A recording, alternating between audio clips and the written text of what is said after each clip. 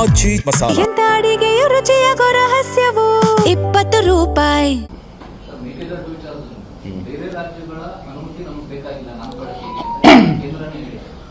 ನಾನು ನಿಶ್ಚಿತವಾಗಿಯೂ ಕೂಡ ನಾನು ಇದನ್ನು ಹಿಂದೆ ನನ್ನ ಒಂದು ಅವಧಿಯಲ್ಲಿ ನಡೆದಂಥ ಬೆಳವಣಿಗೆಗಳು ಹೇಳ್ತೇನೆ. ಯಾಕಂದರೆ ಮೊದಲೇ ನಾವು ಬೆಳಗುಂದೂರಲ್ಲಿ 192 TMC ನೀರು ಬಿಡಬೇಕಾಗಿತ್ತು. ಅದನ್ನ ಕಾವೇರಿ ಅಂತಿಮ ತೀರ್ಪದಲ್ಲಿ ಅದನ್ನು ಕಡಿತಗೊಳಿಸಿ 177 TMC ಮಾಡಿದರು. ಸೊ ಸುಮಾರು 14+ TMC ನಮಗೆ ಅವ್ರಿಗೆ ಕಡಿಮೆ ಆಯಿತು, ನಮಗೆ ಜಾಸ್ತಿ ಆಯಿತು ಅಂತ ತಿಳ್ಕೊಳ್ಳಿ. ಸೊ ಅದನ್ನು ತಗೊಂಡು ಮತ್ತು ಬೆಂಗಳೂರಿಗೂ ಕೂಡ ಇವತ್ತು 4.75 TMC ಅದು ಕನ್ಸಂಪ್ಟಿವ್ ಮತ್ತು ನಾನ್ ಕನ್ಸಂಪ್ಟಿವ್ ಮಾಡಿದಾಗ ಒಂದು 25 TMC ಆಗುತ್ತೆ. 15 ಒಂದು 14 ಒಂದು 15 25 ಅಂದರೆ ಸುಮಾರು 38-39 TMC ಆಗುತ್ತೆ.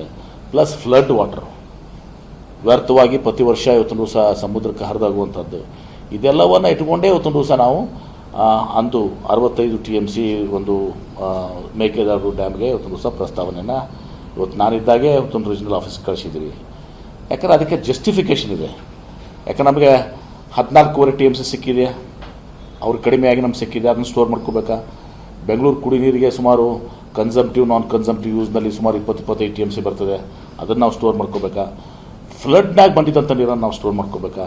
ಮತ್ತು ಇದೆಲ್ಲವೂ ಕೂಡ ಮಾಡ್ಕೊಂಡು ನಾವು ಮೇಕೆದಾಟು ಮಾಡೋದ್ರಿಂದ, ಬ್ಯಾಲೆನ್ಸಿಂಗ್ ರಿಸರ್ವ್ ಮಾಡೋದ್ರಿಂದ ತಮಿಳುನಾಡಿಗೂ ಕೂಡ ಸಂಕಷ್ಟ ಸಂದರ್ಭದಲ್ಲಿ ನಾವು ಅವರಿಗೆ ಸಹಾಯ ಮಾಡಲಿಕ್ಕೆ ಆಗ್ತದೆ. ತಮಿಳುನಾಡಿಗೂ ಕೂಡ ಇದು ಅನುಕೂಲ ಇದೆ.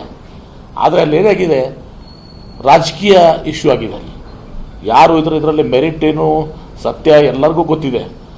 ಗೊತ್ತಿದ್ಕೊಂಡು ಯಾರಾದರೂ ಒಬ್ಬರು ಒಂದು ರಾಜಕೀಯ ಪಕ್ಷ ಮಾಡಿದ್ರೆ ಒಂದು ರಾಜಕೀಯ ಪಕ್ಷ ಅದನ್ನು ಲಾಭ ತೊಗೊಳಕ್ಕೆ ಹೋಗ್ತದೆ ಅಂಥೇಳಿ ಅಲ್ಲಿ ರಾಜಕೀಯದ ನಿರ್ಣಯಗಳಾಗ್ತಾ ಇದೆ ಹೊರತು ಅವರ ರಾಜ್ಯಕ್ಕೆ ಮೇಕೆದಾಟದಿಂದ ಸಂಪೂರ್ಣವಾಗಿ ಇವತ್ತೊಂದು ದಿವಸ ಲಾಭ ಆಗ್ತದೆ.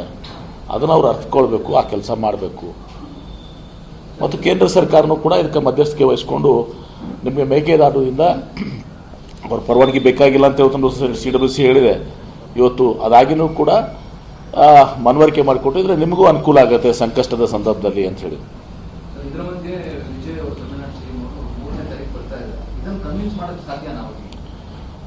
ಮಾಡೇ ಮಾಡ್ತಾರೆ. ನಮ್ಮ ಟೀಮ್ ಮುಖ್ಯಮಂತ್ರಿಗಳು ಅವರು ಕೂಡ ನೀರಾವರಿ ಸಚಿವರಾಗಿ ಕೆಲಸ ಮಾಡಿದ್ದಾರೆ. ಈಗ ಹಿಂದೆ ಅವತ್ತು ರಾಮಲಿಂಗ ರೆಡ್ಡಿ ಇದ್ದಾರೆ, ಎಲ್ಲರೂ ಕೂಡ ಎಕ್ಸ್ಪರ್ಟ್ಸು, ಎಲ್ಲರೂ ಹೋಗಿ ಕನ್ವಿನ್ಸ್ ಮಾಡುವಂಥ ಕೆಲಸ ಮಾಡ್ತೀವಿ.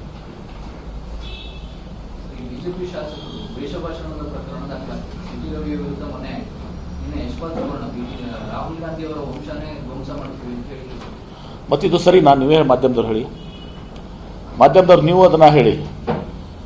ರಾಜೀವ್ ಗಾಂಧಿಯವ್ರ ವಂಶವನ್ನೇ ಧ್ವಂಸ ಮಾಡ್ತೀವಿ ಅಂದರೆ ಅದು ಸರಿನಾ? ಅದು ಮತ್ತು ಅಂಥವ್ರ ವಿರುದ್ಧ ಪ್ರಕರಣ ದಾಖಲು ಮಾಡಬಾರ್ದ?